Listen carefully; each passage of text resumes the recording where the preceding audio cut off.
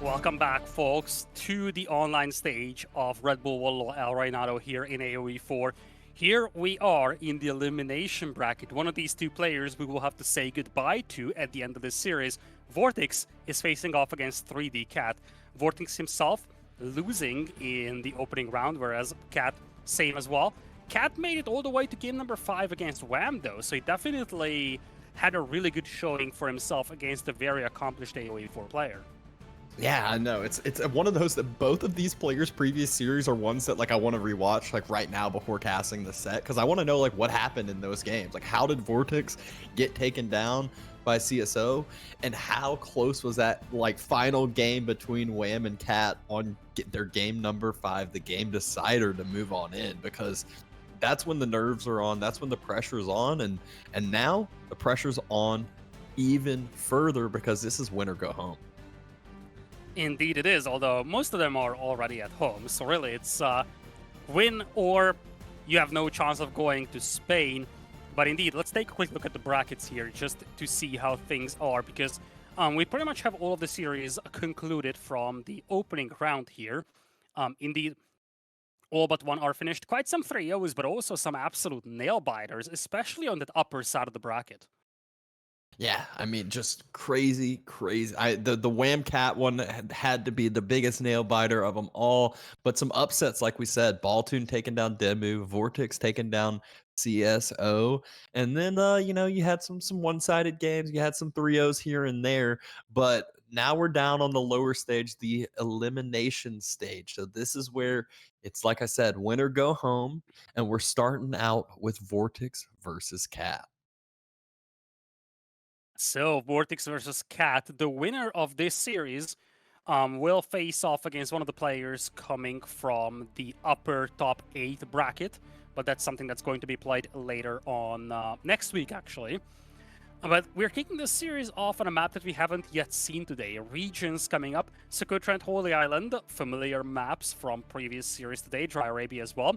And we also have a potential debut of Frisian Marshes today. I don't remember if this was played yesterday, but it would definitely be the first time for Frisian Marshes to be picked today. Yeah, I mean, it's a map. I think it was the first custom map that we started using in tournament play. Very, very fun map. It was I think it was played yesterday, maybe in a different chat or maybe in a game afterwards that was being casted, because I remember someone asking like, what's with all the sheep on the map? You know, what was the idea behind it? It was like, well, this was made back when Roos got bounty, and the map maker is a Roos main, and so he decided to put even more sheep on the map, made it like an automatic 500 bounty for Roos basically on this map. I did not know about that storyline, but I mean, it makes sense. You make a map that just buffs your civilization all the way to the skies, but we're not going to have any of the Roos gameplay out here. Cat and VortiX both having banned Roos for each other. Same for HRE, so identical bans on the two player sides. Yeah, I mean, it's one that take the strongest civ, which I would say is Roos, just not necessarily strongest, but also just the most viable across all the maps. So it makes it very hard to kind of set up a structure to a best of 5, which is very, very important. You can get some one-sided matchups. You can kind of plan your draft, plan your maps accordingly, and Roos makes it very hard to do that. So take that one out of the picture. You can see some of the other civilizations on either side. VortiX definitely all about his playstyle, which is all in. It is very like timing all in. So a Ubids is like one of the civs that is perfect to do that. They are very much a timing civilization, and we got that on the first map, playing up against the Byzantines on regions. Byzantines versus Iubids, a DLC showdown here. We've actually seen a lot of that at the very early days of this DLC having been released. And it's an interesting one in many ways, because both of these civilizations have an insane amount of flexibility. Talk about, of course, the Iubids with the House of Learning. No, House of Wisdom. I always confuse the two. It's House of Wisdom for the Iubids. Obviously, you have a lot of flexibility with those wings. Whereas on the Byzantine side, it's all about those mercenaries, something that you can have so much flexibility with, and it's probably the perfect tool to deal with an otherwise very powerful civilization like the Iubids. Yeah, it's one that like Byzantines, they're that civilization. Well, now I feel like there's like 3 or 4 of these civilizations that kind of fall in this wheelhouse where they can get some not necessarily free units, but either free units, they have their olive oil, so they have their mercenaries, so they don't have to use a lot of resources to cause a lot of reactions. Same thing how like the desert raiders kind of were with the Ayyubids, where you get some free desert raiders and you force a reaction that costs a lot less than what you put in. Byzantines goes up to Castle Age, and then all of a sudden they're fully online with olive oils and got way too many military units to deal with. Well, remaining civilizations will be Chinese and Jushi for Cat. So he took both Chinese and the variant civilization. He's definitely going to be well set up for the main hybrid map of the series, Holy Island. He does have Malians, a very popular civilization pick on Socotra, but he does have Jeanne d'Arc as well, which we have seen being used on Socotra in the previous series.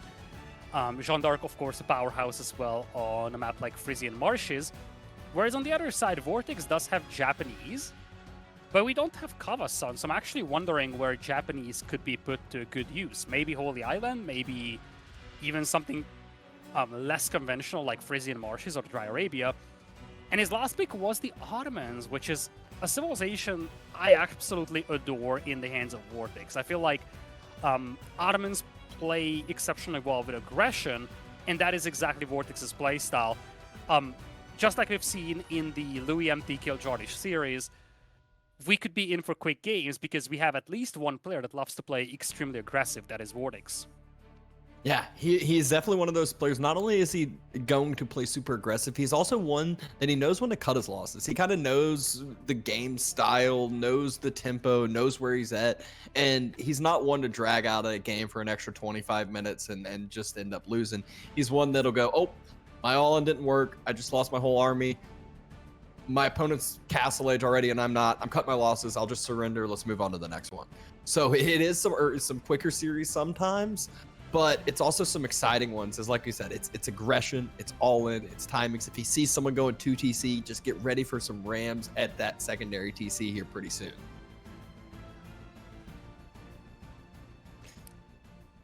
In we go to game number 1. VortiX facing off against Cat. This is the elimination bracket of the online stage of Red Bull Wololo El Reinado. One of these two players will no longer have the chance to face off against Marine Lord in Castel de Almodovar in Spain. Remains to be seen if that's going to be VortiX or Cat, though VortiX and Cat both having lost the first round here in the online stage of Red Bull Wololo. Yeah, and now we're getting to see what the Byzantines have in store for us, what the Ayyubids have in store for us. Is after these most recent updates, we kind of see some not necessarily I'll say some nerfs to the main gameplay of where the Ayyubids went. So I feel like we've been seeing a lot more growth wing as the feudal age choice, just getting those extra villagers, getting that extra little bit of economy early on to help yourself throughout the mid and early game.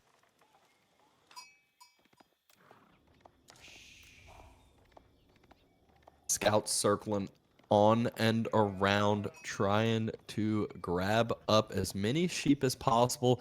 As far as both these civs, they both enjoy their berries, so the sheep is just kind of this added bonus, allows you to be a little bit safer, not as vulnerable on some of your food resources. Yeah, it's always a great fallback option. Like, a lot of people say, okay, I'm going to use my berries for the majority of the game, but let's not understate the significance of having a bunch of fallback food that you can take safely under your town center. Whatever happens, that food is available for you. So even for civilizations that are usually very focused on berries, like the Ayyubids or Byzantines if they want to go for early berries, even for them, the sheep that they collect in Dark Age is a really good fallback option. Yeah, and what you'll see a lot of times with the Ayyubids, especially if they get a good sheep haul, it makes it really nice for them because they'll go out on their berries early. It gives them this like quicker gathering resource. It gets them up to Castle Age really quick. So they'll get this clean Castle Age timing, and then they'll have all their sheep to fall back onto to break out of the potential, chokehold that the early pressure that comes after their obviously naked castle happens if they choose to do that. But VortiX, he's a player that we might not see this exact naked castle. We have the bonuses pulled up for either civilization, kind of seeing these civs. If you're not used to them, you can see some of their special units, seeing some of their main effects. Yeah, and a lot of unique units are available for both of these civilizations here. Desert Raider, Camel Lancer, obviously being the two most commonly seen for Iobids. Maybe Kulam as well, but Camel Lancer is obviously very oppressive as a raiding unit, great anti-cavalry counter, and Desert Raider is exactly the unit that you want to have when you want to do some early harassment. On the other side, Varangians, basically the backbone of the Byzantine army once you get to Castle Age. And the Limitani, I feel like it's one of the most underappreciated units in the entire game. The fact that you have a lot more arrow fire resistance with a spearman type unit is immensely valuable. Yep. And now we see the Grand Winery getting pretty close to finishing on up. Which wing did VortiX end up clicking? I know we were just hovering over it. I wasn't glancing at it. Okay, it is the reinforcement. So I feel like he was actually one of the first ones that started the OG reinforcement wing and was like, this one's so strong. It's so effective. Those Desert Raiders are so hard to deal with just one unit type. It kind of causes you to have to react with two different unit types, which that means two military buildings. That means units, time, a lot of effectiveness, and that gives timing for Ubids to go up to castle. Yeah, and that's one of the most commonly seen builds with the Iobids. Use that camel, that Desert Raider to harass, and then just go towards Castle Age, because once you get to Castle Age, you unlock a lot of very cool things with the Iobids. Camel Lancers, of course, something that you can use to great effect with raids, but also Dervishes. And having the Dervishes allows you to secure the majority of the relics as well, something that could be immensely valuable on a map where most of the gold spawns in the middle. Yeah. And already having the first Limitane out, kind of ready and waiting. The Desert Raiders, they do have a ranged attack, but it takes a while to take down spears, take down Limitane. One of the things I just noticed when we hovered over VortiX's base, he had like 6 villagers all on one single berry bush, but when we hovered back over him, they were still all on a different berry bush. So he is definitely planning on growth, and just look at the micro. Every single one of the... Oh, I jinxed it. Oh, I jinxed it. Caster curse. God, I hate myself. Caster curse coming in strong over here, but Desert Raiders doing a decent job harassing Cat here. Obviously, VortiX is one of the best micro players out there. He has been known about his ability to micro units like very few other players are capable of. So this kind of a unit, this cavalry archer style unit, especially one that can even switch between melee and range modes, this is exactly the unit that he loves to play around with. Yeah, and this is what we're talking about. He's just so effective at just constantly just being able to run away. Someone like me, I can get like 2 attacks off, and then the spears connect, and I lose the Desert Raider like immediately. Someone like VortiX, he can just easily take them out, easily stay in that range that is just the perfect range where he's not gonna take any damage. And this is only the first one. Think about how much value this one single Desert Raider's already gotten. Killed a Limitane, caused idle time, forced production buildings out, and this is all just a free Desert Raider from a landmark. And VortiX already has pretty much all the resources he needs for Castle Age. Just goes to show the power of this build here. Cat actually committing to some javelin throwers right here, so that's the kind of mercenary that he's gonna go for. It's gonna be fine to push away this Desert Raider, but I feel like Cat should know that his opponent is getting close to Castle Age, because he saw that first Desert Raider leave, and that could be an indication that VortiX is done harassing for the time being. And the crazy thing is VortiX, he didn't even need this outpost with emplacements that he already has on it. But he did it anyways. It's the safe thing to do, and he's clicking the age up now.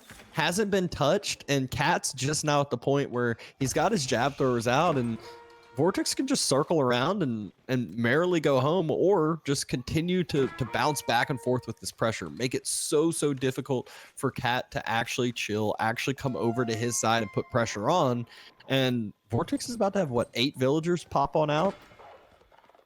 Yeah, he's going to have a massive eco spike because of the growth wing as well. So that's going to obviously help out facilitating the production of these otherwise very expensive units like Camel Lancers. I presume he wants to go early Dervishes as well to secure the relics. But it looks like Cat is here to harass, and at the very least, VortiX was forced to invest into 2 towers here, one also having emplacements, and that one is also being fortified. One villager down to like 1 health, and he greeted over it. He wanted it, and so Desert Raider and Scout end up taking quite a bit of health, but stay alive. And their life being alive is all that matters, because he continued to bounce back and forth, continue to cause that annoyance. And Cat, he says, enough of the shenanigans. I'm just going to pull forward. I'm going to build an outpost with, what, 3 villagers? Yeah, let's not forget, Byzantines do get a bunch of free stone from building buildings, so emplacements are better. And he's not very far away from Costolate, so it makes me wonder if he wants to go mangonel emplacements right here. Cat is actually very lucky that these villagers weren't scouted by the Desert Raiders. And also he's very lucky that the villagers to the north of his base and the berries weren't scouted, but I don't think he can finish this tower here. Oh, I mean, villagers jump inside the outpost, so tower's taking a good bit of damage. Desert Raiders are circling around. There's no way you can finish that tower. Desert Raiders can just jump up and kill these villagers so easily. Villagers get pulled as well. I was about to say, the villager pull was aggressive. At least he does get a Desert Raider kill, and he also heavily damaged that scout. So VortiX gets close with that scout again. He could lose it, and then line of sight will be denied of him. Golden Horn Tower now on the way for Cat. I would love to see him investing into some more Limitani, though. He's got 12 Javelin Throwers, which is great, but he needs something that deals with Camel Lancer. He already has the production buildings for it, and indeed he's queuing up some more Limitani. Yeah, the few Limitani will do good for now, but that's just for now. Outpost, though, this time it's going up. Javelin Throwers step forward. They want to get some villager kills, but accidentally second throw hits the outpost instead of the low health villager, and the outpost has gone up for Cat. He's just getting arrow slits. I don't like that. And falling back away. I would have preferred him waiting a couple more seconds and trying to get a mangonel emplacement. What I don't like is he just completely left that outpost. Villagers could just get pulled and burn it down. VortiX goes quick enough, and there it is. He does that exact thing. Realizes it's left alone. Pulls the vills. Javelin Throwers trying to head that way. Oh, this is actually going to be costly for VortiX if he full commits to it. Arrow slits finishes. Yeah, it makes me wonder if this was a deliberate bait here by Cat, because now the arrow slits will be able to deny the gold mine. VortiX doesn't have a lot of gold to work with, and Camel Lancers are awfully pricey on the gold cost. And unlike Dry Arabia, another villager falls. Oh, no, just one. Just one. Second villager barely stays alive. But Cat now is throwing a wrench in the plan. Gold is harder to come by. Relics haven't been secured. Usually Ubits at this point, they got 1, 2, 3 relics in the bank already. And there's the first one now on the way back. And this is why you need more Limitani right here. These camels are so oppressive, but they're slowly being picked off. And these are extremely expensive units out here.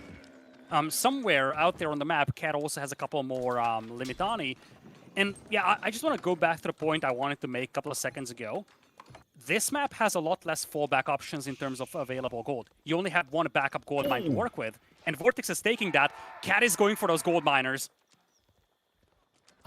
Cat had reinforcing units coming across the map all over the place, and every single one of those units just started taking a couple shots. So I feel like a lot of these Desert Raiders, a lot of these Camel Lancers aren't healthy. They're very, very low. They're not easily able to, you know, have super successful raids for long term. Cat, he just dives past the gold vein. He wants to know where the villagers are, where VortiX is getting that gold. He's got to know where the other one is.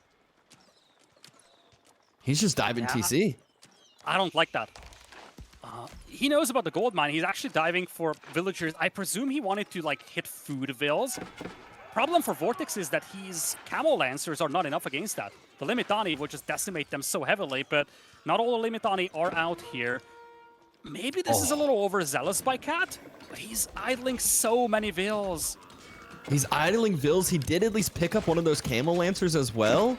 So it's not the worst thing. And damage at home, VortiX got distracted, dove TC, lost another Desert Raider, did pick up another villager though. But Cat loses that set of jabs. Oh, another vill? I mean, this is worth, I think. Maybe it is. It's really tough to say. I feel like he could have done just as much damage just by pushing the gold mine instead of diving underneath the town center. If he had a couple more Limitani, he could have also destroyed most of those camels. At the end of the day, VortiX does lose 7 eco. Cat also lost 2. But momentum is still looking good here for Cat. Like, he's been doing a lot of damage on VortiX. Yeah, and next set's on the way. It's still 17-7, and that's not a full set of 7 Camel Lancers. There's some archers in the mix now, which are going to be completely worthless against those javelin throwers.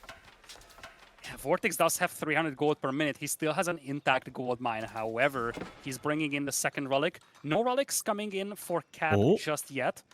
Oh, he's fortifying the tower, though. Is he fortifying the one on the front? I'm not sure.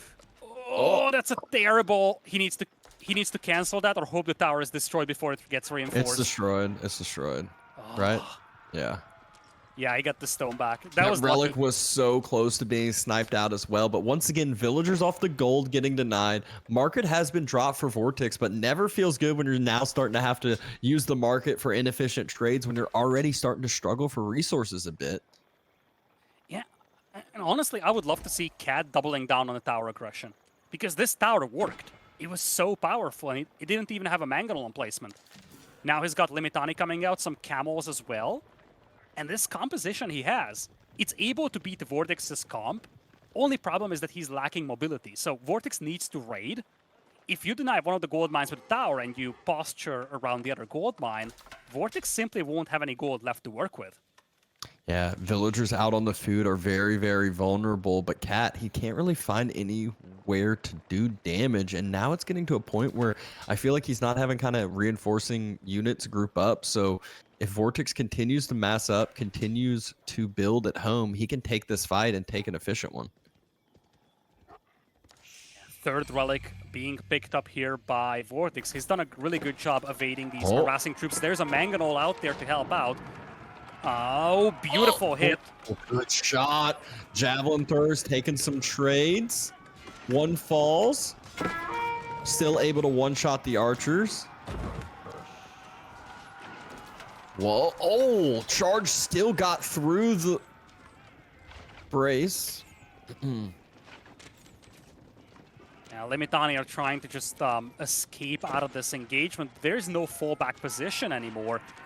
Towers are gone.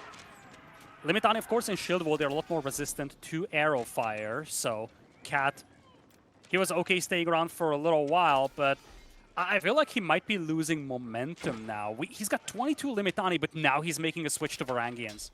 And that is not something that VortiX has an answer to right now. Yeah, I mean, it's going to be very, very hard to deal with that mass, especially with that Byzantine eco if it continues to go untouched. He was able to move out to that eastern side, get an outpost down, and that east side has all of the berries. And that's massive, but he also needs to hold on to it. He doesn't take the fight here against the camels. Now he turns around.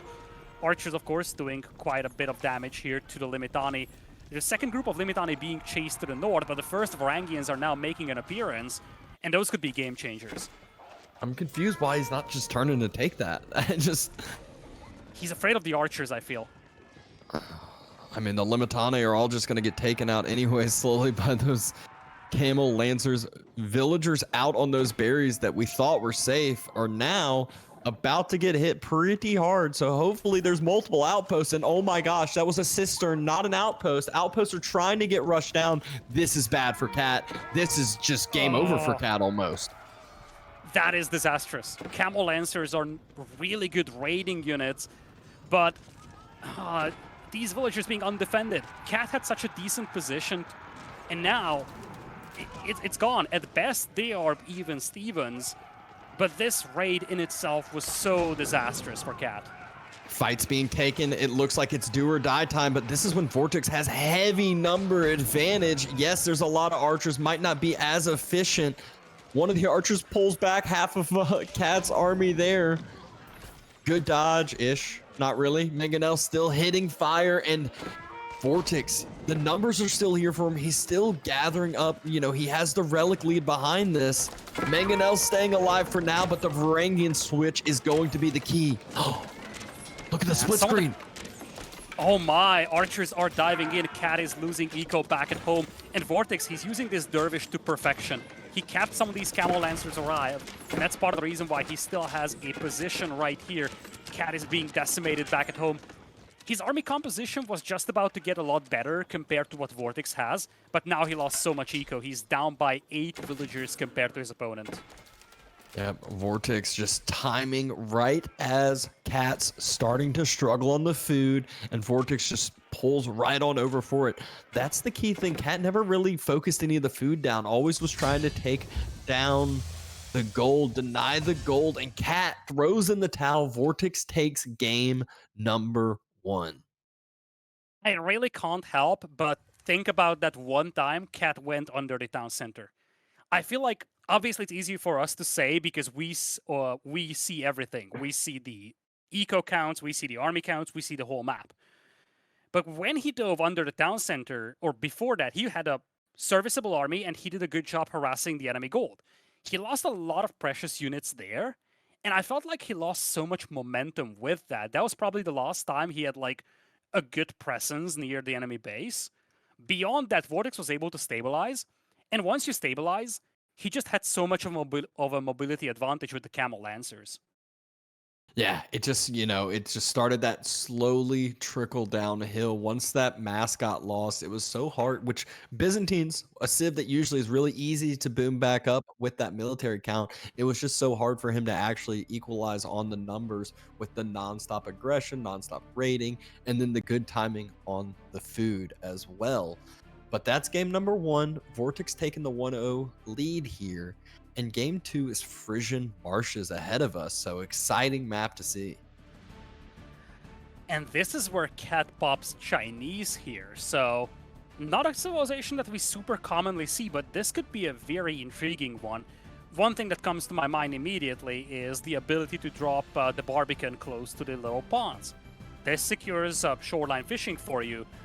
Maybe you're going to play 2 TC Chinese here, same thing, dropping the town center on the shorefish, but it's definitely a civilization that allows you to have that safe early expansion, secure the shoreline fish, and then from that point onwards, they could be a dangerous civilization. With that kind of food available, they can spam Lancers in Castle Age, they can spam Palace Guards in Castle Age. Remains to be seen how the Mongols can disrupt that early game plan. Yeah, you're talking about Castle Age, and I think this is a game that's going to be decided more onto the Dark Age. In my opinion, this is one of these we see VortiX drop that early barracks, go for that outpost rush, but usually Chinese's reaction, drop their own barracks, supervise it, and just start massing up. And so where the big trap that we can see fall into is, first, that means Cat's costing spending full resources for all of the spears, so if numbers are equal, he's paying more for them. So VortiX can just idle out for a bit, pull back, go up to Feudal Age, or just continue to take the micro, have the con advantage for himself. Yeah, let's take a look at the brackets, though, because we have had some other series happening parallel to this one. So let's take a quick look at how things are going. Kiljardi having a good head start against Lash, now leading 2-0. Zertan up 1-0 against Valdemar. As you see, VortiX versus Cat standing at 1-0 as well. This is the final round that we are playing today, so the remaining rounds will be played starting next weekend and the subsequent one. Every single day, we're starting earlier than the usual EGC broadcast times, starting at 13 UTC, which translates to 9 a.m. Eastern or 3 p.m. Central Europe. Exactly. So some exciting series coming to potential close here. Kiljardi on the game decider for himself versus Lash. But now we're looking in. We talked about Frisian Marshes a little bit, kind of how that. I really do think this is one that's going to be a lot of that Spearman micro early on, and that's one where I love watching VortiX play with that micro, with that early on aggression. That's where a lot of times with the Spanish Bros you see it on water, but it's one that you see it with spears, you see it with everything with them. Yeah, remaining maps will be Socotra, Dry Arabia, and Holy Island. I feel like for Cat, the civilization picks are pretty clear for those remaining maps. He has Jushi still available for Holy Island. Socotra, he's got Malians or even Jeanne d'Arc, and then Arabia could be anything that's left behind, essentially. Probably either Jeanne d'Arc or Abbasids. On the other side, VortiX does have Delhi. I'm curious how he's going to utilize Japanese and potentially Ottomans even. I would think that maybe we're not going to see Ottomans from him even if we go to 5 games. But I feel like Cat's civilization picks are a little bit more predictable based on the remaining maps and civilizations available, whereas VortiX has a little bit more wiggle room maybe with Civ picks. Yeah, I still think the Japan is the choice on Holy Island. Even though English is there, I still think Japan kind of has that extra favor a bit. And then that's where, you know, like you said, the other maps, Dry Arabia, he's got multiple options there. Socotra, he's got multiple options there as well. But enough of talking about these next couple games. We got Frisian Marshes in store for us. We got this game number 2. So will Cat be able to even up the series, or will VortiX potentially lead us into the game decider? Into game number 2 we go. VortiX with the color red, Cat with the color blue. This is an elimination match, so one of these two players will have to give up on their hopes of challenging Marine Lord in Castel de Almodovar in Spain. And VortiX, he is the one with a pretty good sheep hole here on Frisian Marshes. We can take a look at the other side for Cat, but VortiX definitely had a decent start.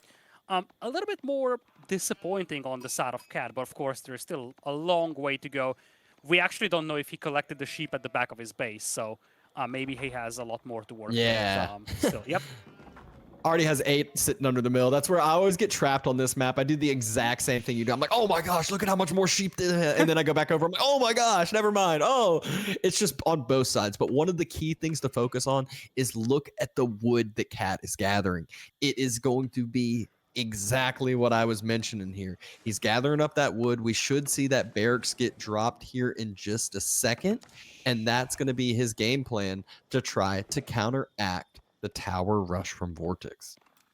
He's expecting an aggressive posturing from VortiX, and most civilizations don't like to play the Spearman versus Spearman game against the Mongols, because the Mongols do get a massive discount with Spearman production. However, that only lasts as long as you have available stones. So if it's a very prolonged Dark Age engagement, the Mongols will have to also start training Spearmen one by one. At the same time, Chinese can supervise their mill and lumber camp for extra resources. So it's a lot closer for the Chinese when it comes to matching up against Mongol spearmen than it is for many other civilizations. Yeah, and that's where I find that the trap is if you, just like you said, if you get into this prolonged war, you fall into this trap of continuing to produce. And that's where I'm over to the one that if you're Mongols, cut your production a little bit, be the one to go up because you've got that double production. Your opponent is spending the full resources.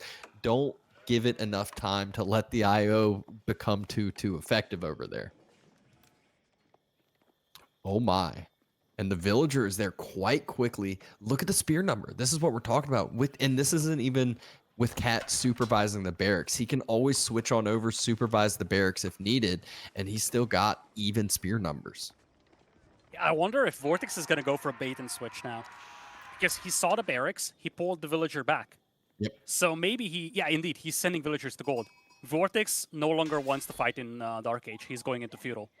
Yeah, and he didn't fall into the trap I was talking about. He saw it exactly, spotted out, and goes, okay, great. Now it's on you to do something with your spears. So this is when typically with Chinese, they need to go run on over, try to burn the Uvu on down before feudal age finishes, before VortiX can get his own spear upgrade as well, because the barracks over there, you can actually force the barracks to roll on back as well sometimes. And Cat, I don't know where his scout is at, but he isn't seeing what VortiX is doing. He doesn't have the information, and he's a little paranoid. He's got 6 spears out there, and he has 2 more in queue. This is... Oh, he's still hauling in the sheep, but he's missing out on crucial information. He needed to know that VortiX stopped producing an army. Because, you see, VortiX is already aging up. He's actually going up with the silver tree. But it's so light. Cat is nowhere close to feudal. Yeah, the only huge benefit is maybe he can try to get over there, burn down the Uvu in time because he produced so many. But yeah, this is where I'm just shocked he didn't have a scout there trying to provide him information for this tower rush, because that's where it's so crucial. You know, you never know if your opponent sent the villager home or circled back and is sneaking behind the gold vein out of vision and burning it down. Didn't even bother to go home with the sheep. He knows how crucial this is. Yeah, he needs to now commit against that Ovu. So if you're VortiX, you're just going to wait to see how many spearmen arrive. VortiX can still double produce a couple more spears to hold this off, but I think the key thing here is that when this game began, Cat had to match VortiX's spearman numbers. If he goes beyond that mark, he's over-investing into spears. Now it's VortiX that has to match Cat's spearman numbers until the archers come in. I think he might just go straight archers here. Yeah, he is. He just fast builds a range. By the time the spears got there, they're too late. Cat got too distracted. Didn't have the actually, I think by the time archers get out, the Uvu's gone. I don't think VortiX cares. Yeah, you're probably right. So first couple archers are in queue. Uvu's getting lower. 1 or 2 spears will probably fall from this. Oops, never mind. He does care. Villagers are getting pulled for this. He wants to keep the Uvu alive. All he's trying to do is stall now. The archers starting to help on out. Villagers can't get into the position they need to. He wants that Uvu alive bad. A couple more spears are on the way. Villagers getting low. One villager's going to end up falling here. Oh, you're saying that, but the beautiful body block with the Khan almost saves that one villager. Big commitment from VortiX to keep this alive, though, and to be fair, Cat's commitment over here is at least forcing a significant response from VortiX. This definitely worked out a lot better for Cat than it should have had. Yeah, I mean, he ends up getting 2 villagers, putting Mongol even further behind than what they could be. Silver Tree does get to start producing, though, as now Cat has to fall back. But Cat was able to age up without even having to move out to his gold. That's the beautiful thing about the Chinese. They got taxes, and those taxes are always going to be coming in with that close mill, with that close lumber camp as well. Khan just proven to be super annoying, but the key thing here is what Cat has already transitioned to. Horsemen out on the field, 2 of them. It looks like a third one's going to come out soon and immediately start nullifying the first few archers that came out.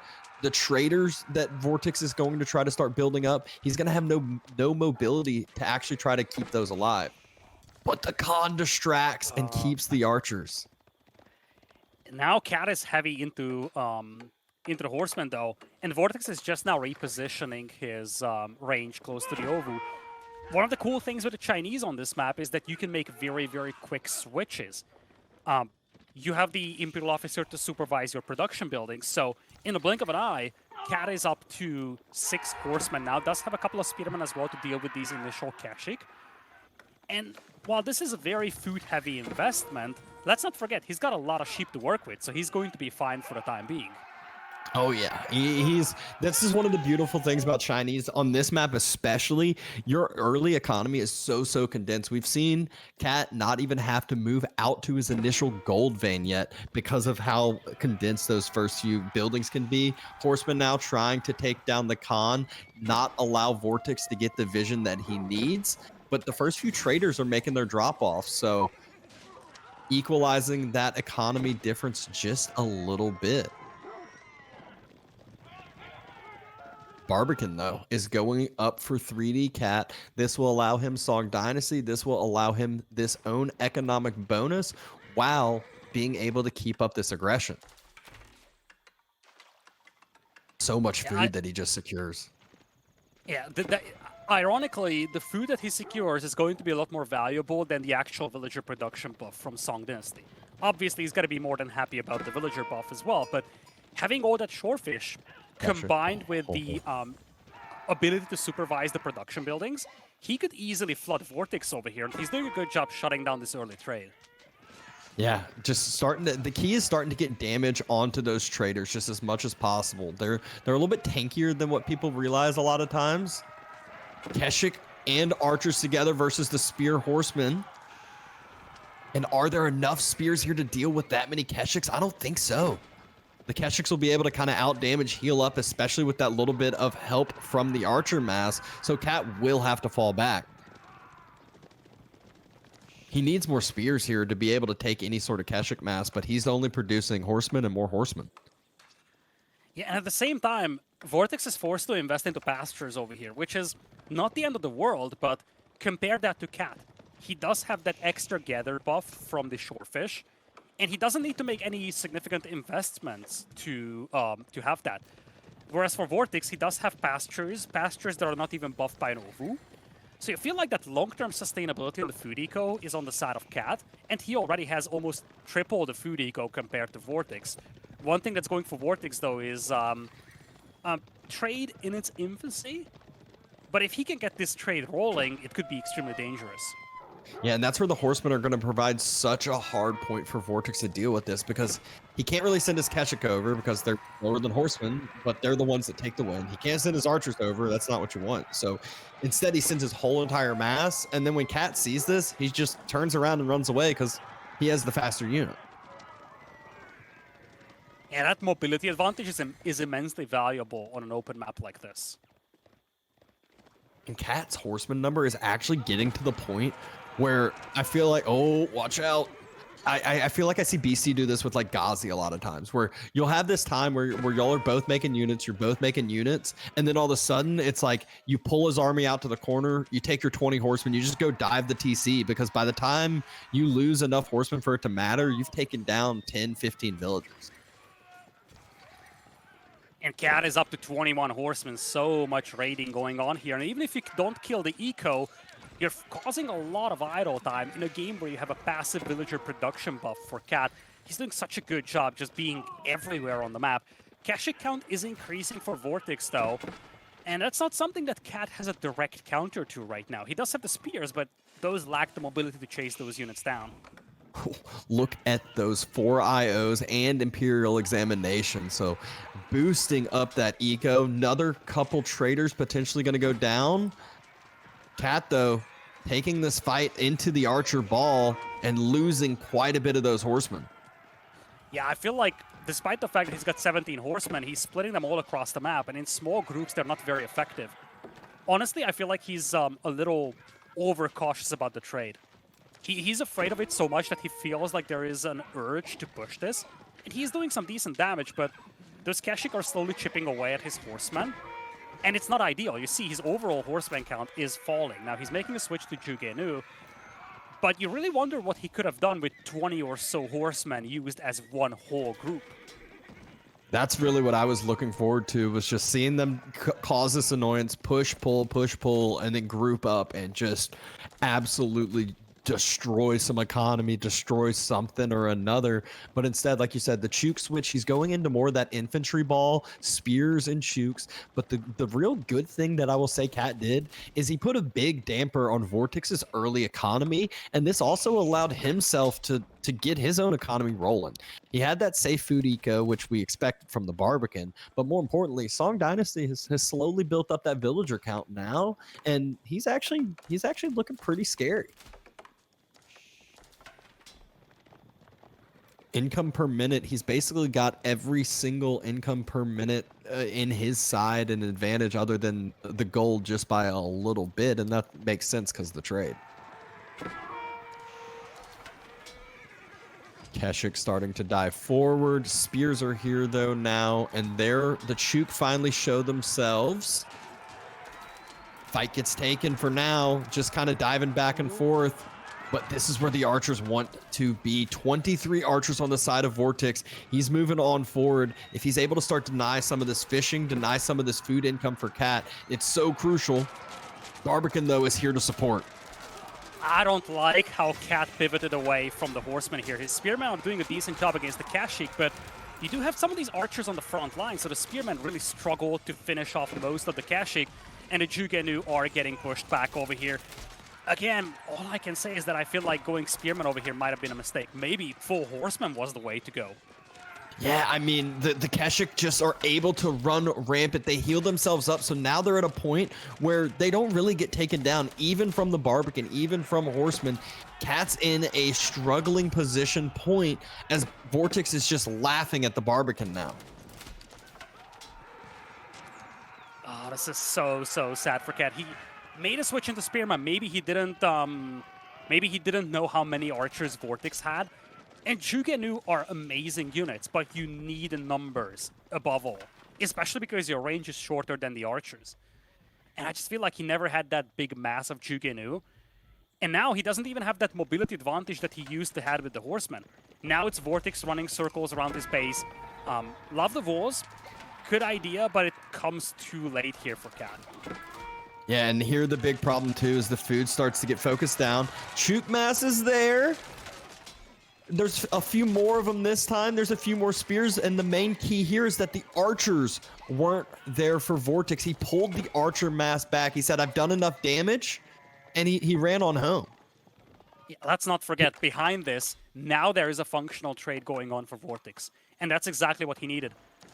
With the Horseman gone from Cat's side, there is nothing that harasses the trade, and VortiX's eco is starting to boom. He's down by 5 eco overall compared to his opponent, but those traders are immensely valuable, and that's part of the reason why he's the first one clicking up the Castle Age. First one indeed. Cat, though, has resecured food economy, and food is all he needs to age up. He's started a granary transition as well. Basically, one full set of granaries up and running already. And VortiX is just sitting, protecting his trade for now. I think he's starting to, he's gotten enough outposts along the trade route to boost them on up the whole entire way as well. Yeah. The silver lining here for Cat is that he does have the shorefish to work with, and he does have the power of the Chinese. And when he makes a switch into Palace Guards, which I think is inevitable, Keshiks don't really have like a spectacular matchup against Palace Guards. Especially when you have Spearman and maybe even Jugenu supporting, or probably crossbows from the back line in the end for Cat. Yeah. So there is a world where Cat can even out the composition, which is currently very heavily favoring VortiX.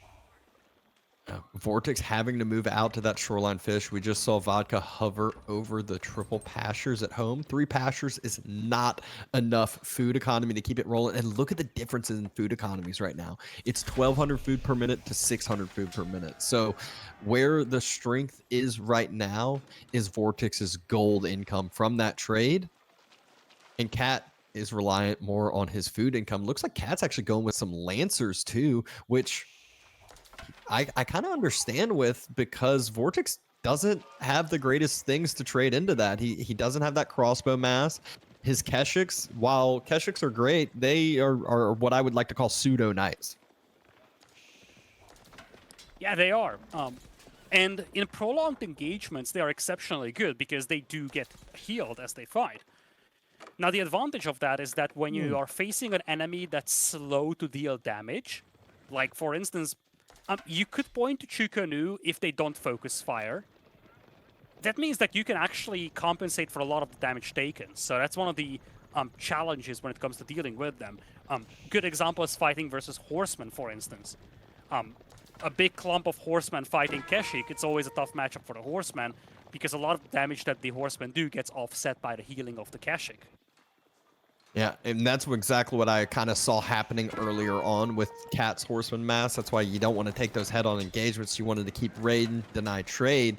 But this is the point where Cat's mass, he's got spears, great counter to the Keshiks, but he needs to have something to deal with that archer ball. And what he has is going to be the nest of bees.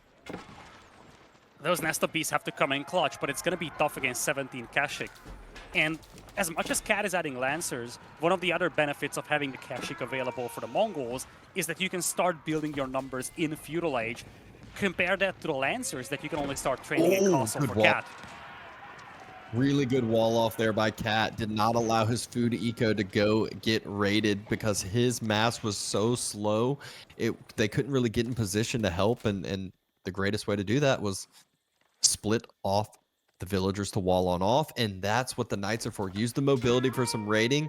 The outpost is here for the traders to jump on inside.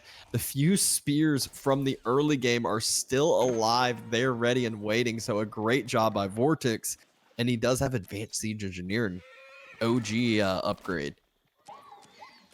Yeah, it's key that these Lancers are at least harassing the traders, even if they don't kill them, because it makes life a little bit more problematic for VortiX. It's only 2 Lancers for the time being, but this kind of pressure is something that Cat would love to maintain. But he's facing a Kurultai right in front of his base, and that's a concern. He actually is rolling the dice here a little. Yeah, he's sending spears, which is not something that VortiX has anything that can deal against in the trade line. VortiX. This Lancer could be immensely valuable. Oh He's my not God. responding to this. He's too focused on the trade. It's gonna be ugly. Yeah, he just now sees it.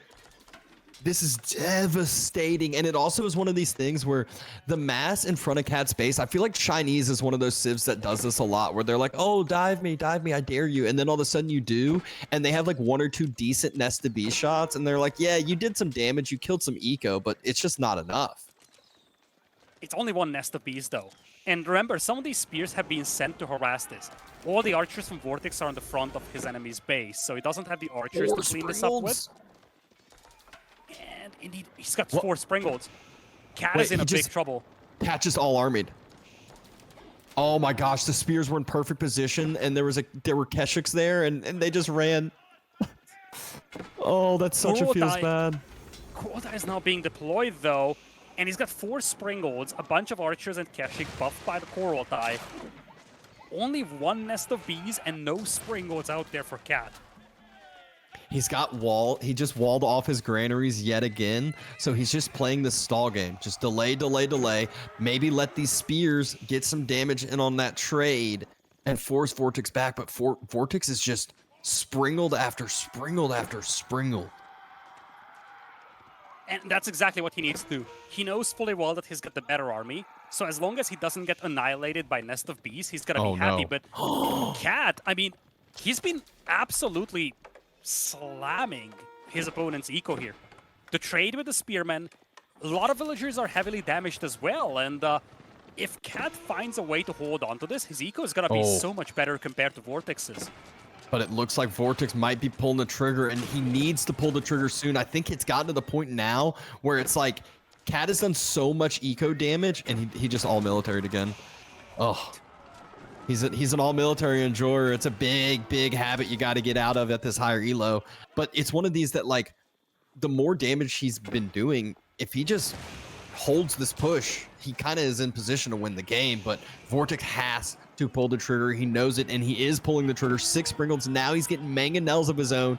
He's just going to take that whole entire granary eco down the drain, burning everything. Yeah, and with Mongols, that's immensely valuable. All the food eco for Cat is gone. He was pushed off the fish. He was pushed off the farms. He's down to 200 food per minute, and he barely has anything in queue. He's just hoping that these Springolds that come out can trade against Vortexes, and then that the Nest of Bees, that 1 Nest of Bees saves the day. Cat is on 2 TCs, but if he doesn't find a way to clean this army up, this is game over. And I mean, you can't forget that all of these farms burning is just juicy resources for VortiX as well. Second TC is going down. All of those villagers on the wood line have to run. There's nowhere for Cat to run. There's no way he can hold this. This is a close game from VortiX. He said, yeah, I may have forgotten about some raids in my base. I may have had a little oversight on some villagers, but it doesn't matter when my military mass is this big. Yeah, and second TC goes down immediately. Emergency keep being built here by Cat, but mangonels. I don't think this is going up. Oh, a good reposition. Look at the Keshik circle. Even if it does go up, it's going to immediately get burnt down. Why? Why is he committing every single villager before sending in the army? Look at the and the mangonels just crushed the range mass of Cat. He just lost everything. At what cost? He just lost everything. Stunned. I understand he needed that keep. He finished the keep, but I expected him to at least send in the army at the same time as he sends in the villas. Those villagers were sitting ducks, 60 or so villagers, and nobody to protect them. I think that graph on the left tells you the whole story. Yes, it does. And I also feel like Cat, he had a couple great positioning points that he had like these great timings with like, oh, this Spearman Mass is about to cut off trade. And he had Knights on top of VortiX's eco, and then he all armies and pulls it back. And it's like he could have probably had 5-10 more kills with some of those. And that can easily be the difference over the course of time. But what a great timing push from VortiX.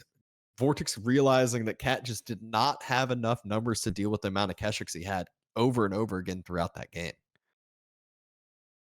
That puts VortiX up 2-0 now, so that is match point for him. Cat, he's in a tough spot. He narrowly lost to Wham in the upper bracket. He fell down here to the elimination bracket, but now VortiX is up 2-0 against him. But he does have one of the most powerful and most frequently seen civilization and map combinations. It is Socotra with the Malians. VortiX, however, he might be looking to make this game messy in Dark Age. He does have the English out there. I mean, yeah, this is one where I wouldn't be too surprised to. I feel like VortiX, he's definitely a king enjoyer, but it's also one that I could see him going Council Hall here too, and just getting all in and just making sure to just put the pressure on Mali as soon as you possibly can. Well, the other side note that we need to really highlight here is that these are Cat's home maps. So even if he finds a way to win these, or win this one game, any of the remaining games will be played on VortiX's home grounds, and that's something that also gives a bit of a buff here to VortiX. VortiX, of course, does have the Delhi, Japanese, and the Ottomans available for the remaining 3 games, and it's going to be the Abbasids, Jeanne d'Arc, and Jushi for Cat. But first, he needs to get through this game here. Again, I think this is a great moment to take a look at the rest of the brackets, because, of course, things are also happening as we are moving along. Not as many things as there have been in the upper brackets. We only have 4 series in total here in the elimination bracket. And all of these kind of paint the same picture so far. 2 zeros all around. Yeah, VortiX, obviously the series were cast, and Kiljardi is, I'm shocked to see this game still going on. So the first 2 he was able to clean up pretty quickly. Third one, though, obviously extending on quite a bit of time there. Zerton up 2-0 against Valdemar. And then Corvinus versus Demu is what we will be jumping into next. Indeed. I feel like this is another one of these series where VortiX is up 2-0, but if you check those replays, there were multiple different timings that it felt like it was close to over for him, or it was easily able to maybe, Cat could snatch up a great positioning point to close out the game, but just barely wasn't able to do so. VortiX continually made those moves that he needed to hold to turn the game back around, get his footing back ahead, and just turn it right back on the other side. So it is a 2-0 for VortiX, who probably is definitely is the favorite here if you go by the names, but it is not a clean 2-0 by any means. Indeed, I feel like Cat had his moments, but just small details didn't work out for him.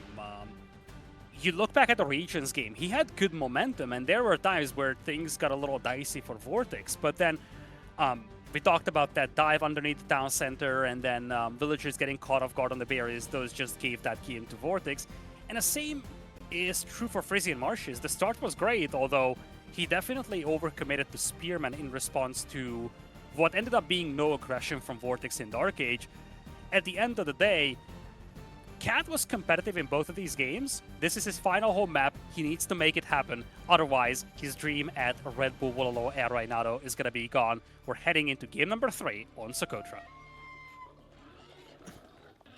And here we go. It is villagers being pulled towards that boar, and it's English villagers at that. They got those short bows, so if they want to help and do some damage on that scout, they can. Cat's trying to do as much annoyance as possible. Whenever you're dealing with the boar, villagers do get low. You can make some mistakes, but it doesn't look like any mistakes are made from VortiX, Oh and Cat my. loses his scout. This is like close to over. Oh. You're sheep. You can't get like any sheep. Oh, this is so bad. And look at VortiX's reaction. He immediately heads to the enemy base because he knows that Cat needs to commit to a new scout. This actually means that Cat sacrificed the villager to produce a new scout, but it also means that he's barely going to have any sheep to pick up, and that is, if you wanted to define what a bad or disastrous start is, that's pretty much it. Fortunately, though, I will say if you're down Vils on any civ, the civ to be on is Mali. Because you got a lot of passive resources for yourself. You got a lot of other things going for yourself other than just villagers.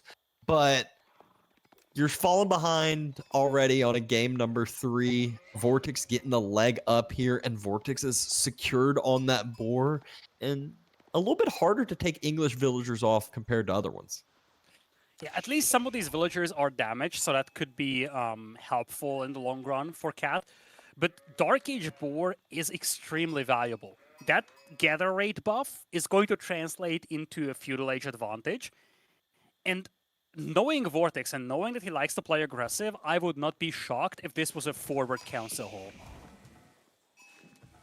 Honestly, quick game, easy game. I wouldn't be surprised at all either, as he is the aggressive type. He is that timing type, and it's going to be hard for Mali to like get their tempo rolling with the villager loss already. They're already a civ that it's kind of like just wait a little bit, wait a little bit, wait a little bit, and then it's like we're online now, we're unstoppable.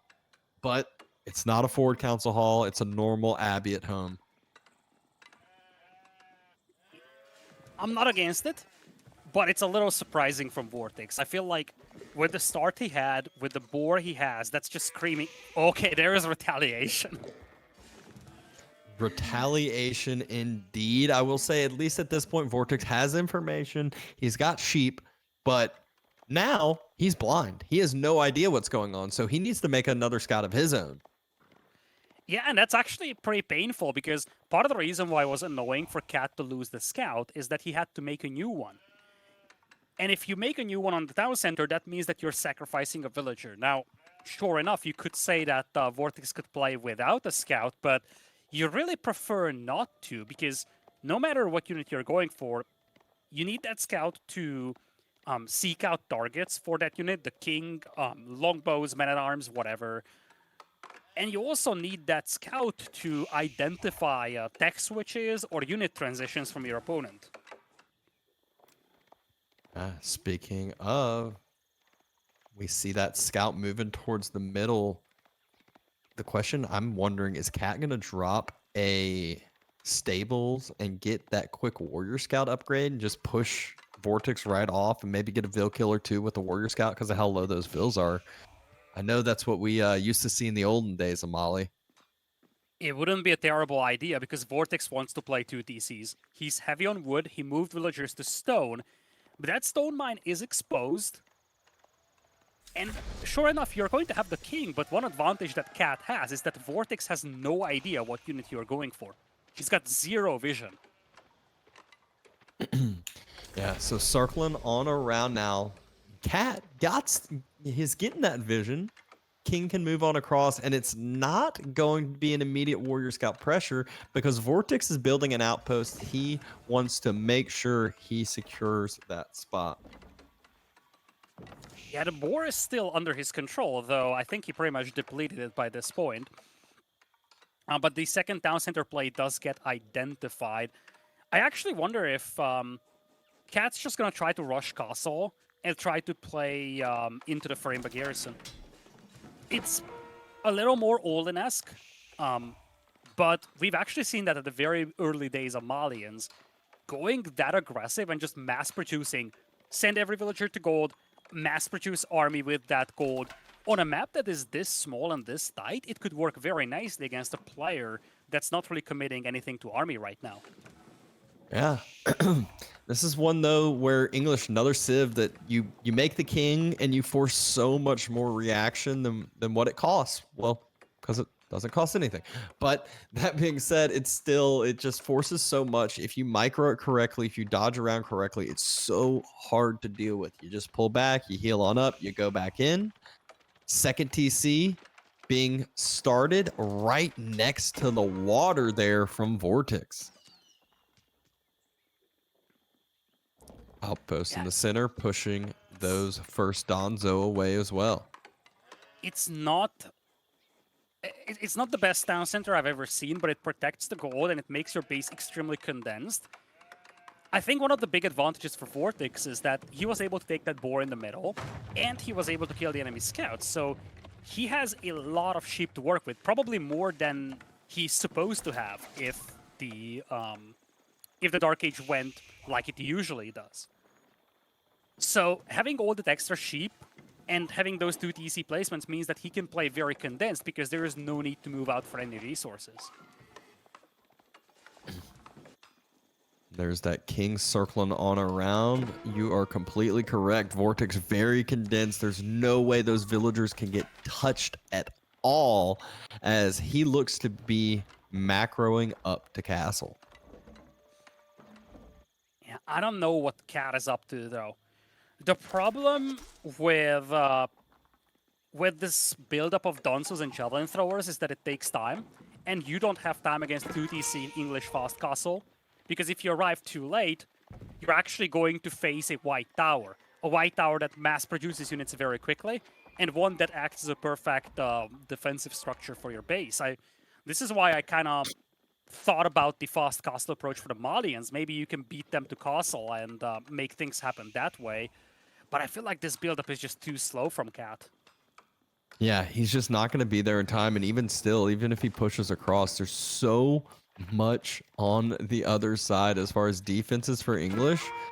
VortiX just diving past all of the units, takes a hit on the javelins and runs on away. Like I said, King proves to just be super, super annoying. Probably going to do the same thing again. Oh, getting pretty low though. Takes a Donzo javelin.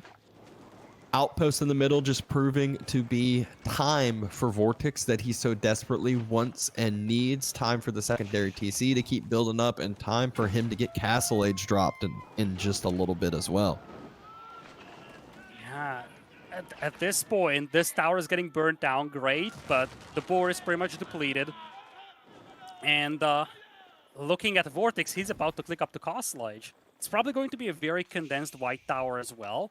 But he can afford to do that because he still has resources back at home that are safe. Yeah, and you got 2 TCs that are going to be able to defend up this white tower drop. It's just going to be so much arrow fire. And yeah, javelins, they can take up some good arrow fire, but not that much.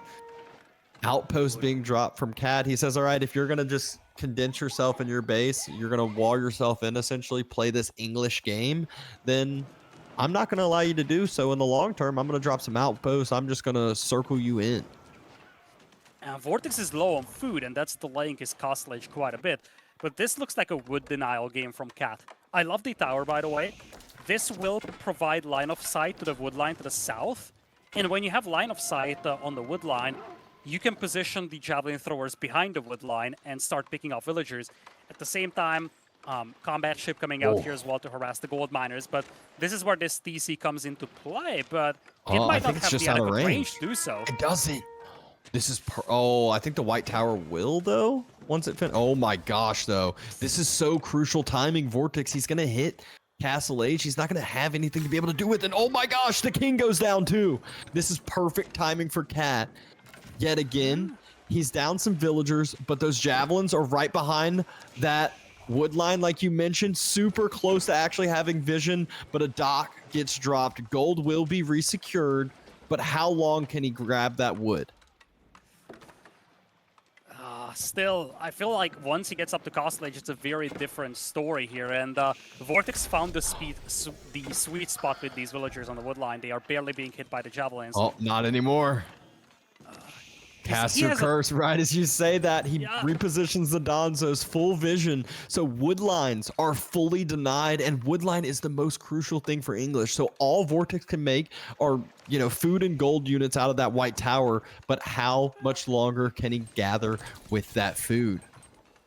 Yeah, he's going on berries, so he's getting close to the domain of food shortages. And he's actually investing into lancers, which is a dangerous endeavor when you face off against Dansos. I actually wonder if it would have been better to go men-at-arms here, because Well, Cat doesn't really have anything that can deal with men-at-arms right now. well, here's your problem with the men-at-arms. You're gonna have Dark Age men-at-arms. That's true. You don't have a barracks. You can't upgrade them.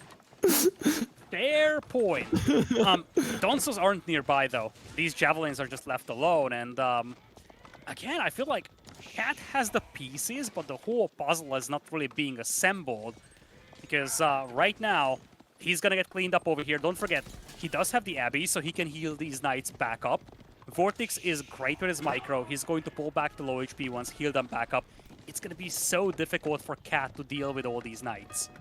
And resecured wood for the time being. This is so crucial. This might allow him to drop that barracks to get a man-at-arms transition if that's what he needs. Or just gather wood in general. I could have seen Cat invest more into the water since there was wood denial, and effectively there would have been very hard to get some more ships out. But Cat, he's circling with the Donzos, he's circling with the Javelins again. He wants to get right back on that wood line. Yeah, that's what he needed to do in the first place. Like, grew up his whole army, and maybe wall a little back at home, because VortiX cannot take a straight-up fight. He needs to raid, he needs to harass. So what do? You wall back at home, and then you harass VortiX's base with your entire army.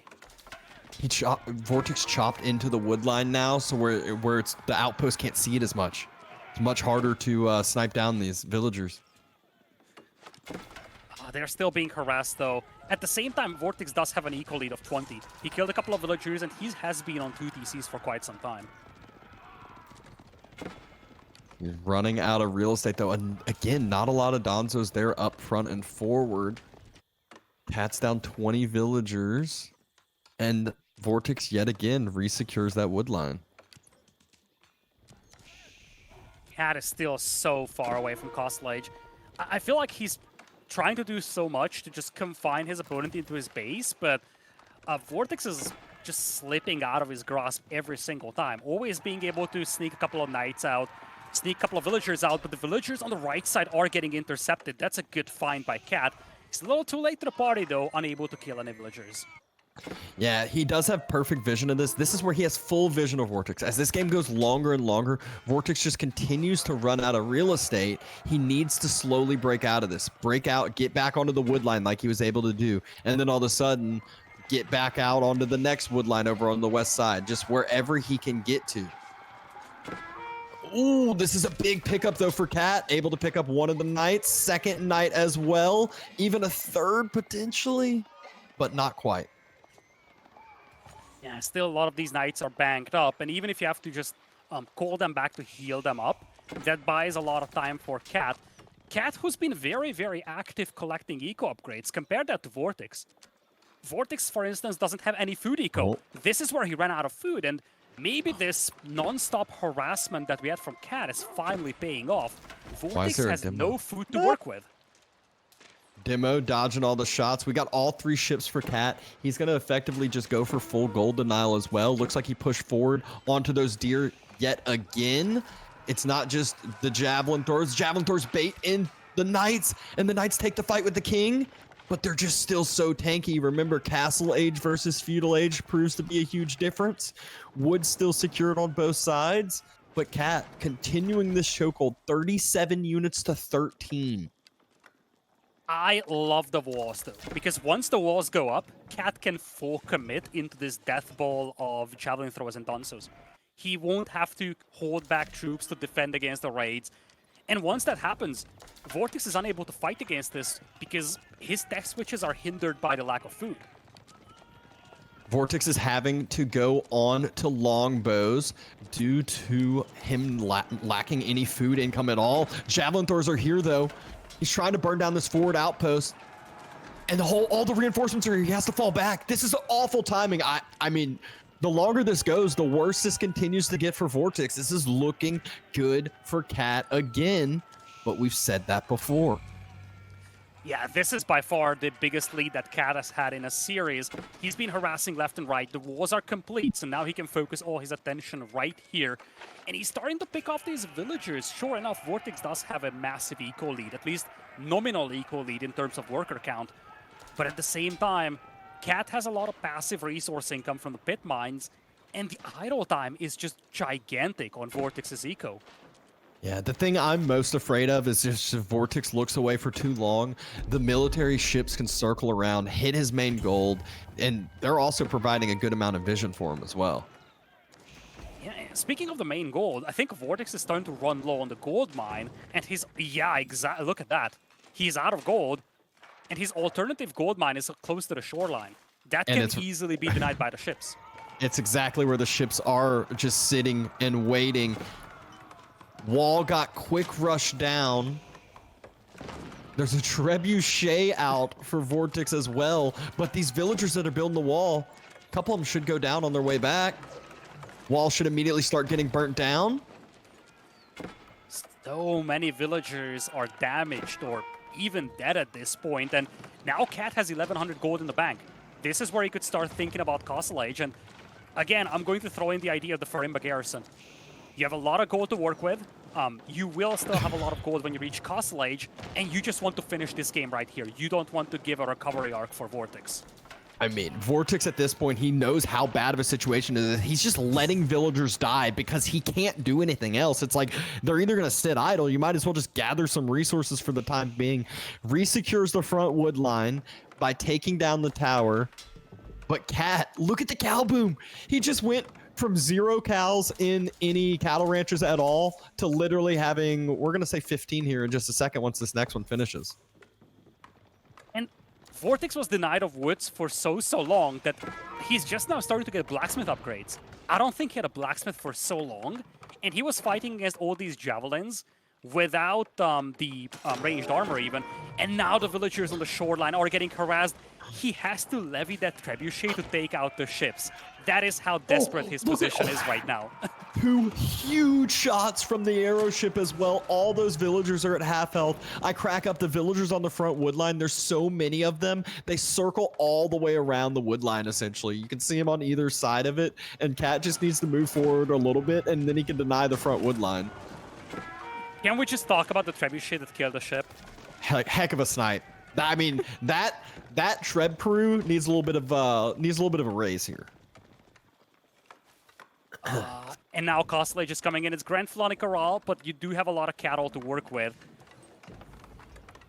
I mean, I'm okay with this because now you have good sustainability for Cat, and even though he's still down by 10 workers, really, in terms of overall resource income, he is vastly ahead. 1,000 food per minute compared to 150. And you say he's down 10 workers, but literally you're gonna blink and he's gonna end up being up workers because of how much pressure he's doing, how VortiX still can't gather resources. There's nowhere to go. And then all the passive resources like you were talking about. The Grand Filani Corral with food upgrade with all 20 cattle around it is like 1,000 food a minute plus, I feel like. It's just absolutely nuts. And now veterancy comes in. So far, Cat was able to confine VortiX into his base without the veterancy on these units. Now he does have that as well. So these fights will just be even more difficult for VortiX. Knights looked like they wanted to take the charge. They ran up to his own wall and they're like, all right, yeah, never mind. VortiX realizes this was not the game for him. And what a chokehold by Cat. I love the play. He says, all right, you're going 2TC English. You're allowing me to just walk up, drop an outpost in your face. You're already on a very, very condensed map, and it made it that much worse. Great game plan, great play, and got a win for it. So 2-1 VortiX, but going into a game number 4 now with Cat having, a little bit of momentum. I really feel like that wall that Cat made midway through the game, that's what secured the game for him. Before that, VortiX was very active counterattacking with the cavalry, but from that point onwards, VortiX wasn't able to use his knights to anything other than straight up fights, which he couldn't win. And with that, Cat was able to maintain that pressure, able to secure the game. But we kind of touched on this just before this game began. Remaining games will all be on the home maps of VortiX, and we have Holy Island coming up, which is probably one of the best maps for VortiX out there. Significant emphasis is put on naval combat, and VortiX is insanely good there. He's got this almost trademark style approach to water, where he's taking it slow at the beginning, and then he just builds up a massive fleet of demos. He wants to win water with one decisive fight. Yeah, and we, both him and his brother, they're always talked about when it comes to hybrid maps. So strong. Holy Island's like one of their like wheelhouse maps when you just think about it, and so it doesn't shock me at all. This is where he wants to close out this series. He's picking Japan. We all know how strong Japan is on hybrids, on water maps because of their cheap fishing boats and the ability to get some military out on the field. And not only that, they got a bunch of other little side upgrades that help them out on hybrids. But we also have probably one of the strongest hybrid civs on the other side as well.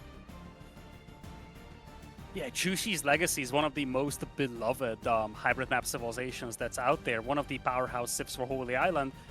Japanese is a slightly more unconventional pick for Holy Island, maybe because it's usually used up for Kawasan, but that could easily throw a wrench into the machinery of the Chushi, because once you have those shinobi out, they could easily disrupt that entire water-based build of the Japanese, or of Chushi.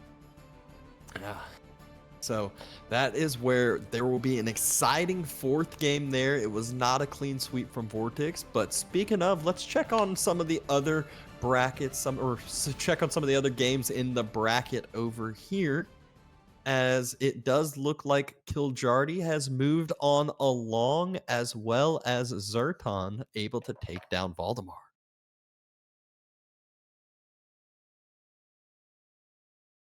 And those games will be happening next week. So let's take a look at the upper bracket, though, because obviously their opponents are not known yet. The players that lose in the winners bracket quarterfinals will be the ones facing off against those players out there. So Lucifer versus Sanatan, one of those two players, will be going down to the lower bracket next weekend. Louis versus Puppy, Wham versus CSO, and Beastie versus Baltune.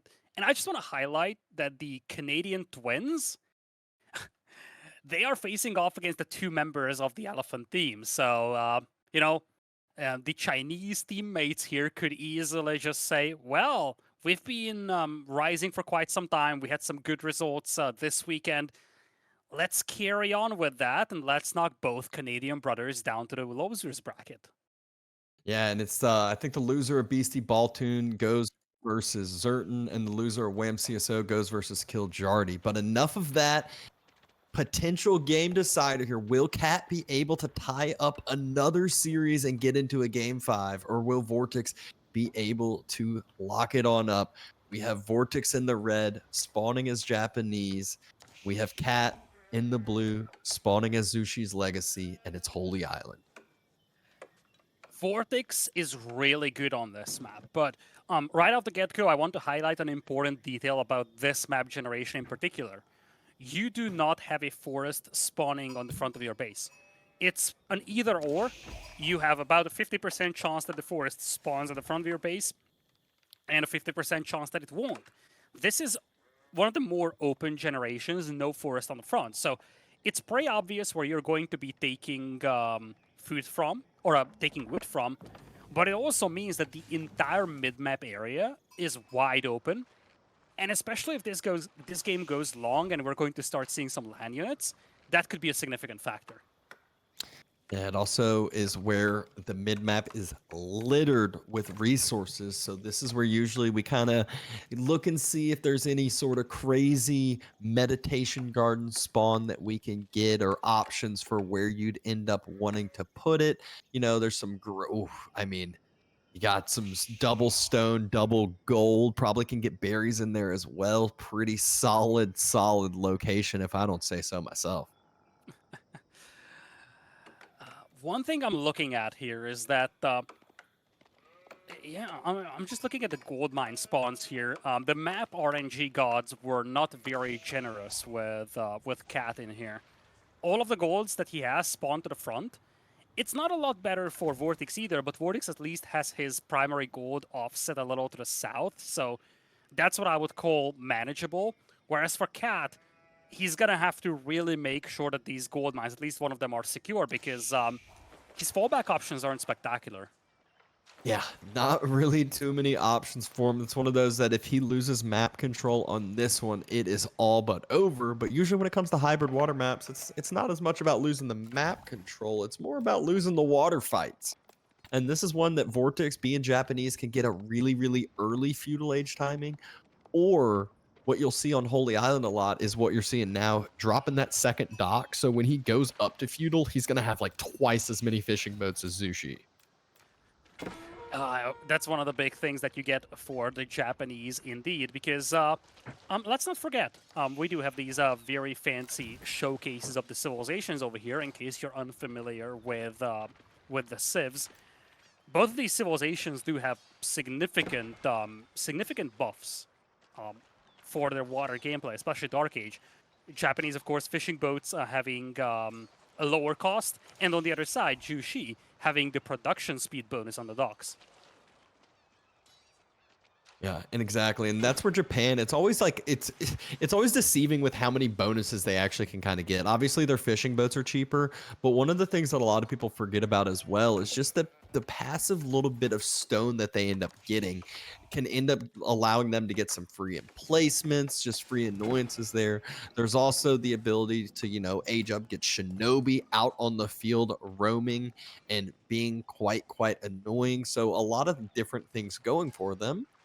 But Cat is moving out, and the meditation garden spot is exactly the spot that Vodka highlighted earlier. That is a lovely, lovely spot indeed. And part of the reason why the Jushi Legacy civilization is so powerful on this map is because oftentimes you have all these resource deposits spawning together, so you can get an immensely valuable meditation gardens up. He's the first one to click up to feudal age, and he does have a reasonable head start compared to VortiX, who's aging up with the Coca Township. VortiX, a little overzealous with that one scout out there, but he's gonna get away without getting picked off. Cat sends another villager on out and about, knowing he's going to need to drop another dock. And new age begins for Cat. He's down about 4 eco, so fishing boat production is still up and running rampant on the other side. Oh wow, look at that scout block. Oh my gosh. Cat hasn't realized. Oh no. Oh, if this villager walks home, this is going to be crazy.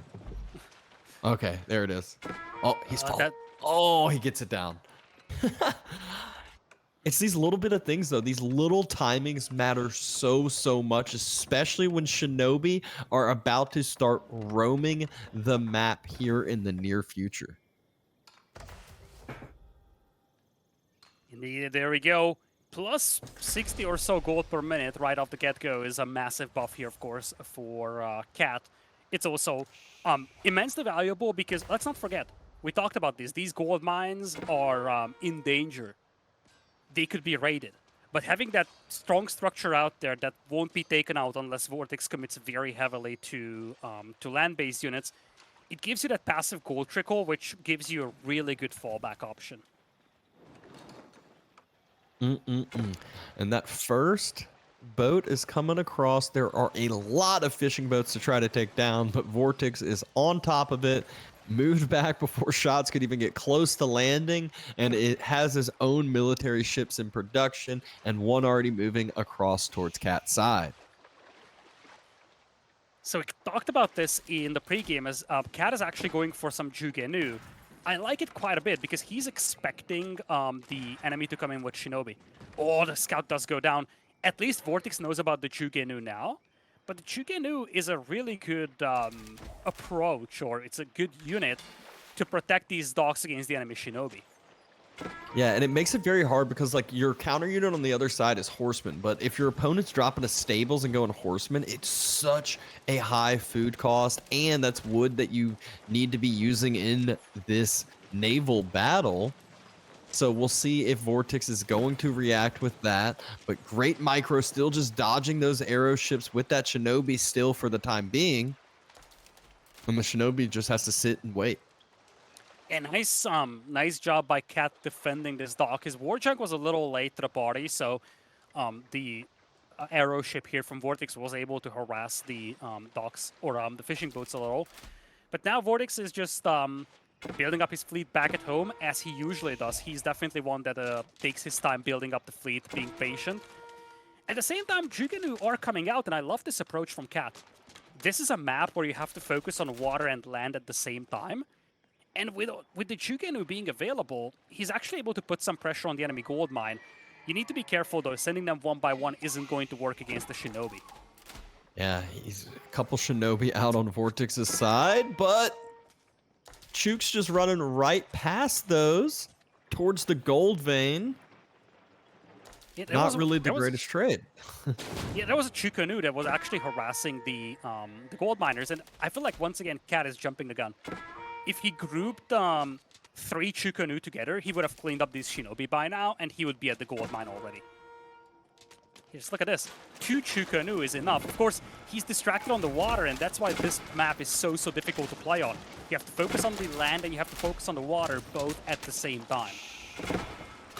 Those 2 Shinobi do end up falling, but also VortiX, I believe, was able to pick up a few fishing boat kills on that side. And one of the things that I know I saw upgrade pop through earlier was VortiX got extended lines, which is such a key and crucial upgrade on this map when you have that much fishing. Allows you to just have so much more of a bonus, and you can see it over there. Cat does not have extended lines, so those fishing boats are just not nearly as efficient. Love the walls, though, from VortiX here. He is making a switch into Horseman as well, but those walls, once again, make it a little bit more difficult for Cat to harass him. Cat is doing the preemptive switch, though. He's mixing his Spearman. He was anticipating the Horseman. Problem is that now VortiX is getting close to that death ball that we talked about for his Navy, and he's looking for one decisive fight. I don't know if he's going to be given one here. Maybe he will. Demo's circling around, trying to find some good connection. Archer ship's low and got taken out. Oh, but VortiX just snipes it on down before it can get close enough to do any damage. And okay, that is the first Spearman out there. VortiX needs to focus that down with the Shinobi, but the Shinobi are gone, and this Spearman, this guy is the lifeline for all these Jugenu.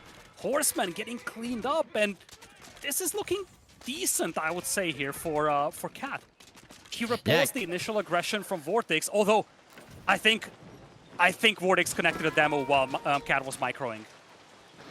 Must have. I think there were 4 sprinkled ships before that, and there were only, I think we see 3 now. 1 just popped out.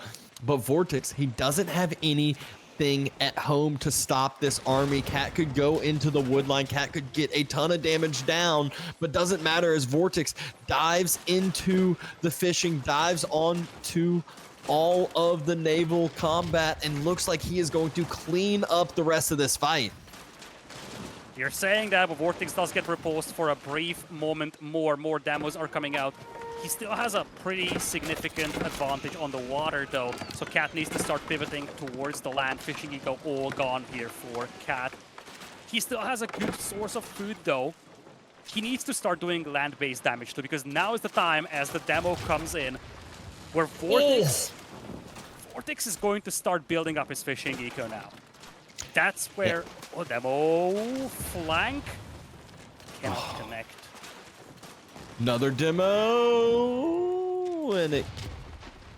Okay. Yep, it's over on the water at least. Now it takes some time. On the land. Yeah. I was gonna say, like, Cat gave him enough time to build that outpost on the wood line. He has the wall on the other side, and look, he already moved out for that northern side gold. So Cat might think he's doing great denying gold, but in reality, VortiX has resecured that. He's going to be hitting Castle Age here in the next couple seconds. Well, starting Castle Age, I should say. That's a very fair point indeed. I was about, wait, 11 eco gone. Is that all fishing? It feels like it's too much. Anyway, now VortiX... No! Eco is still being killed. Cat was losing some eco just like a second ago. I would have sworn. Anyway, now VortiX has a big eco lead, and this is looking pretty grim here for Cat. I guess what he could have hoped for is that he could do some land-based damage to offset the eco differential coming from water. Yeah, the hard part here is just VortiX. He reinforced those outposts. He's getting arrow slits at all these different outposts. Cat's trying to drop rams, just like you said. He knows what he needs to do. He needs to close out the game onto the land. And VortiX, he has 2 horsemen. This is the timing to do it. He needs to be able to kind of hold this. He needs to be able to mass up a ton of horsemen. But if Cat hits the wood line now, Ooh, I love this. He can take out the docks, and then the fishing eco is useless. And let's not forget, it's one thing that VortiX gets to Castle Age. All the premium units that he needs cost gold. So if he gets pressured on the gold, this could still be dicey for him. He should have a massive lead. But if the docks are gone, his fishing eco is going to turn from an absolute beauty to basically nothing. Cat's losing units building rams, though. VortiX is going up to Castle Age as we speak, and right as Castle Age hits, it's going to be a ton of mounted samurai popping out. Oh, he actually has barracks already prepped. One, he doesn't have the samurai upgrade even through yet, so... But he'll at least be able to do both, actually. He can do mounted samurai and samurai with how much food eco he'll have. He just needs to make sure he is not denied off of gold. So many samurai. Yeah, nice little push here, though. Samurai are being queued up, and VortiX does have enough gold to at least slow this down. That's critical. He needs some gold to get some premium units out.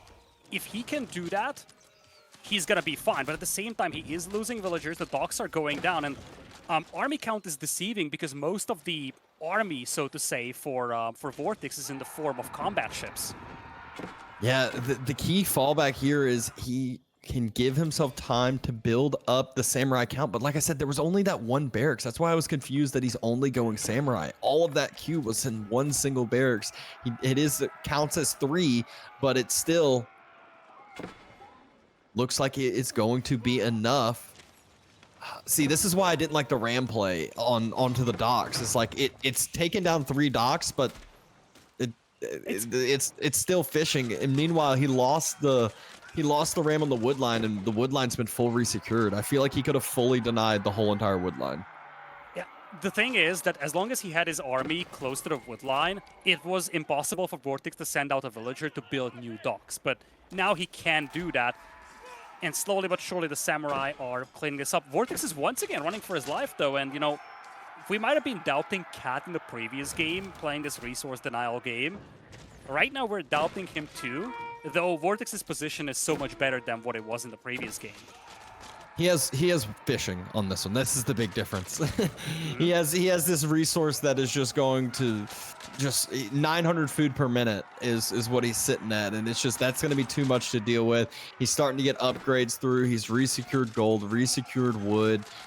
Was trying to get relics, but this is just one where soon enough he's going to be at 30 samurai plus, and Cat can't deal with that. I feel like Cat is trying to play this attrition game, just like he did in the previous game, but this is a fundamentally different game. As you said, there's fishing for VortiX, but also there is space. He has places to go. Cat cannot shut down both of the gold mines at the same time. The wood lines are well secured. And the docks, they can be placed all over the map. VortiX is rebuilding the docks quicker than Cat is destroying them. Yeah, and then the biggest thing about the Chook Mass is if you take the fight against the Chook Mass, yeah, sometimes they can take trades, but if you split them off into eco, there is no hope in clearing them up. But we're not even getting to that point. Cat throws in the towel. VortiX takes the series 3-1, but what a series at that, as there were some very, very close games. It felt like any single one of them could have gone either way. Yeah, Cat definitely made this a reasonably competitive set. But I just feel like for Cat, when he looks back at this entire series, the things to clean up will be moments where he gives too many freebies. We've seen that. We've seen that in essentially all of the games where he's got small groups of units that get cleaned up, and those losses are not something that he can always afford. Right. It was one, yeah. I mean, it's just it happened a few different times in a few different of the games, and once you get cleaned up, you can't always remass back up, rebuild that too easily. But that was the third series of the day. We got one left in front of us as we saw a couple of those other series with the brackets, and it's Demu versus Corvinus will be the final conclusion of the day.